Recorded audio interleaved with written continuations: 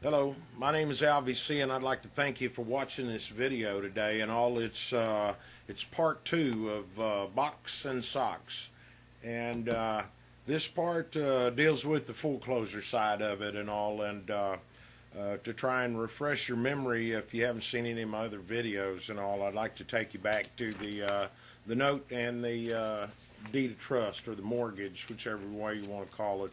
And I guess maybe a better way to explain this and all is after you wet ink sign these documents, these instruments, the negotiable instrument and the paper security instrument and all, the banks get hold of them and they just take them over. And of course they've got a better scanner than I do, but they just they slip them things in there and they push the button, and lo and behold, it does a scan. And after that scan, they save it into an electronic file, and that's where it sits. So they take that, as I explained in the previous Box and Socks, about how the investment vehicle and so forth. So I'm not really going to get into that, but I want to explain to you what all's taken place since then. You signed those papers, you turned them over to the original lender, and let them take care of that, and you started making your payments.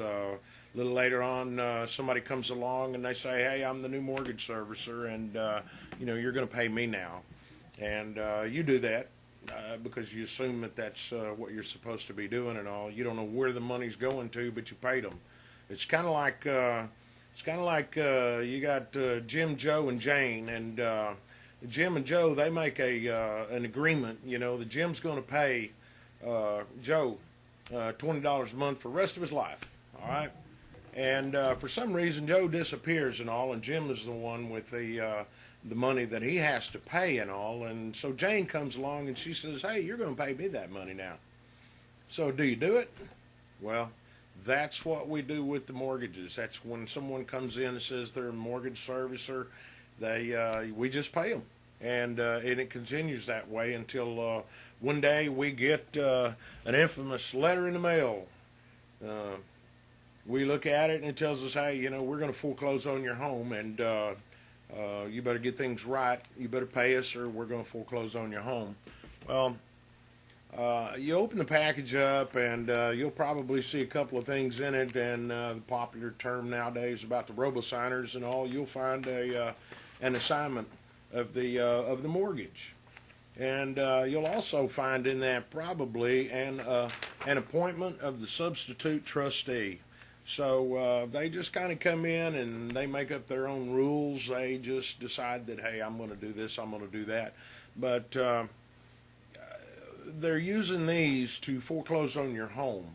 And that's unlawful. It's fraudulent. These documents, these assignments of mortgage, they're filing into public record and all on an already bifurcated security instrument, or the bifurcated secured debt, because the deed of trust and the note were scanned. Remember, so that's the big problem here. Whenever they separated that, they bifurcated the loan whenever they recorded it into public records by applying MERS name to this deed of trust, when MERS is not a nominee. The bank is actually the nominee.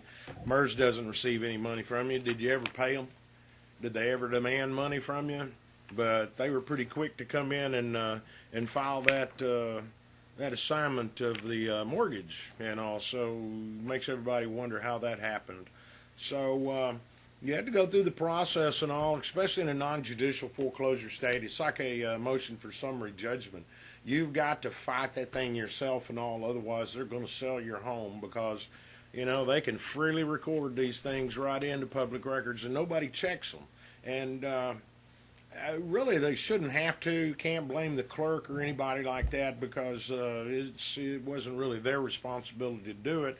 After all, they've got a notary on here, that says, "I testify that this was the person that came in and signed this paper in front of me." Well, if you do a little research, you'll probably find that they've signed a lot of documents in front of these notaries, probably with different names or different titles, but it's only until someone digs into it to research it to find out. So to fight your home, you've got to you've got to look into all of these documents and all. Nobody else is going to do it. And if you don't, you're going to end up losing it. And you're just going to be one of the other victims that are out here. You're looking at the media now. It's really a mess. So, whenever we go back and we look, that investment vehicle, and they're going to foreclose on that home and all. So now I've got to go back and the guy get that deed of trust or whatever, and they're supposed to sign it and all to have that temporary perfection and all. So we're gonna dig into the box and all, and we're gonna get that deed out so it can be recorded. And oh doggone, look at that! It's a thumb drive. It's electronic. 15 USC 7003 excludes Article 3 and Article 9 of the Uniform Commercial Code. Article 3 governs paper negotiable instruments.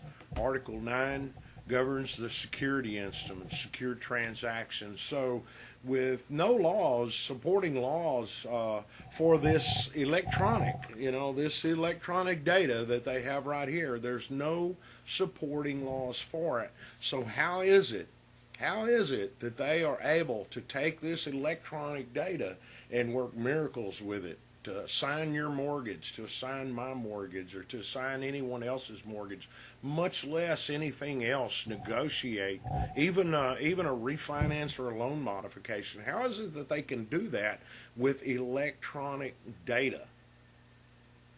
Article 3, Article 9, they govern paper tangibles. It must be in writing. 15 USC 7003 excludes Article 3 and Article 9 of the Commercial Code.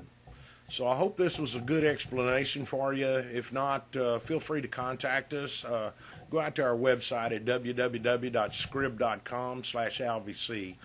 We've got email addresses out there, so you can reach us, and we'll be happy to try to simplify this even a little more to help you better understand it. So read, learn, understand, and defend yourself. Thank you.